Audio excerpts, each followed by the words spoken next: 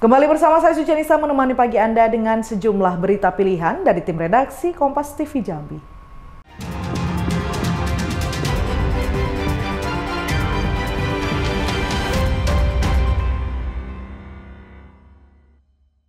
"28 orang warga Kelurahan Sumberjaya, Kota Bengkulu dilarikan ke rumah sakit diduga keracunan makanan usai menyantap nasi kotak di sebuah acara hajatan.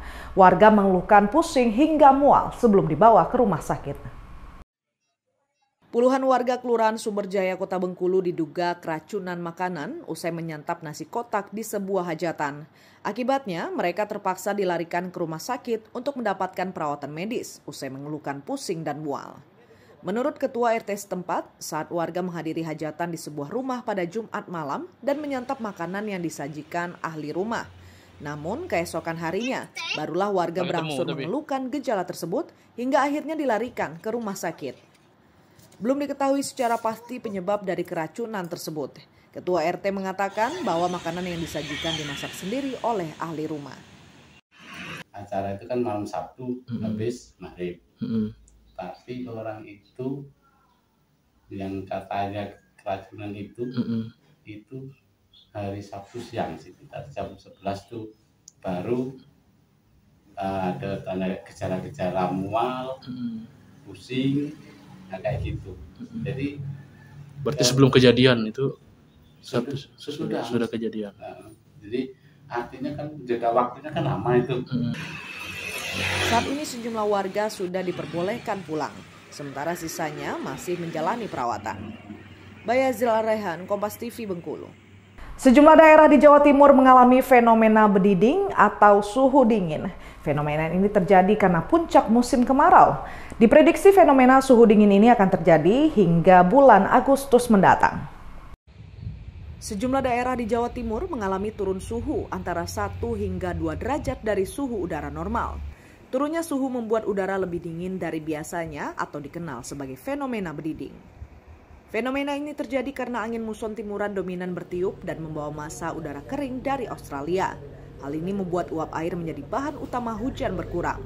Dampaknya, pembentukan awan menjadi sedikit dan intensitas hujan di sejumlah daerah pun berkurang. Fenomena puncak musim kemarau ini diperkirakan akan terjadi sepanjang bulan Juli hingga Agustus mendatang. Meski telah memasuki puncak kemarau, namun masyarakat dihimbau agar tetap mengantisipasi potensi hujan lokal yang diperkirakan masih akan terjadi selama beberapa waktu ke depan. Yang pertama mengenai fenomena bediding ini, terutama penurunan suhunya yang pasti akan dirasa lebih dingin, khususnya dari segi kesehatan agar masyarakat lebih menjaga imun tubuhnya, kesehatan tubuhnya, terutama yang bagi golongan masyarakat yang memang rentan terhadap suhu dingin seperti itu. Kemudian juga mengingat suhu dingin ini juga berpengaruh terhadap komoditas tanaman pangan maupun peternakan, juga diharapkan agar masyarakat dapat memitigasi karena memang masih diperkirakan berlangsung hingga Agustus di puncak musim. Selama Juli, suhu turun 1 hingga 2 derajat dari musim hujan fenomena alami di puncak musim kemarau Juli hingga Agustus. Angin muson timuran dominan sudah bertiup membawa massa udara kering dari Australia. Uap air yang jadi bahan hujan berkurang dan cuaca ini membuat awan sedikit mempermudah permukaan bumi melepaskan panas ke atmosfer. Kika Madona, Kompas TV, Surabaya. Saudara, seorang pengendara sepeda motor di Kabupaten Bengkulu Tengah menyerang polisi menggunakan senjata tajam saat sedang menggelar operasi Patunala 2025. Pelaku berhasil diamankan usai sempat terjadi aksi kejar-kejaran dengan pihak kepolisian. Inilah detik-detik mencekam saat seorang pengendara sepeda motor mengejar anggota polisi menggunakan senjata tajam di depan Mapolres Bengkulu Tengah. Penyerangan ini terjadi saat anggota Polres Bengkulu Tengah sedang menggelar operasi Patunala.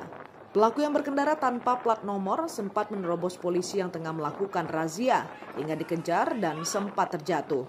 Saat itu juga pelaku langsung mengeluarkan senjata tajam dan menyerang polisi. Sempat terjadi aksi kejar-kejaran hingga beberapa kali terdengar suara tembakan peringatan. Bahkan pelaku berhasil ditangkap usai dikejar masuk ke area perkebunan. Jadi pada saat melaksanakan operasi Salah satu warga yang diduga pelaku ini langsung diberhentikan, tidak menerima, kemudian mengeluarkan saja, menyerang anggota lantas, yaitu Ibda Zilfi.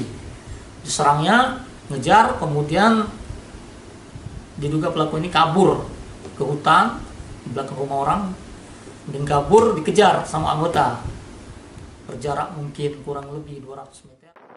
Pelaku saat ini sudah diamankan dan masih menjalani pemeriksaan.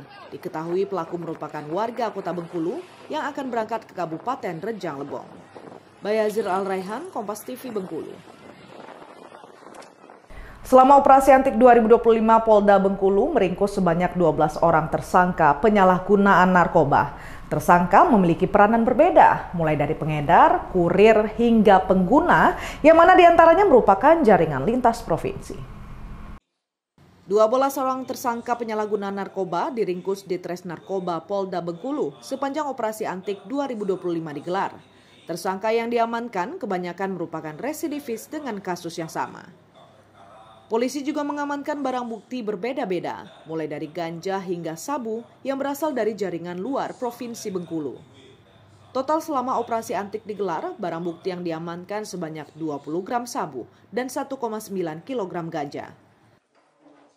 Ini 4 orang dari wilayah Rejang Lebong, 1 dari Bengkulu Selatan, dan selebihnya dari Kota Bengkulu ini. Barang bukti total yang telah disita dan diamankan adalah sabu seberat 20,14 gram, ganja 1.930,28 gram atau hampir 2 kilogram. Tersangka yang diamankan memiliki peranan berbeda, mulai dari pengedar, kurir, hingga pengguna. Bayazir Al-Raihan, Kompas TV Bengkulu. Saudara, Kompas Jambi akan selanjutkan selanjutnya berikut dengan sejumlah berita menarik. Antara lain, petani keluhkan harga karet turun. Nantikan sesaat lagi.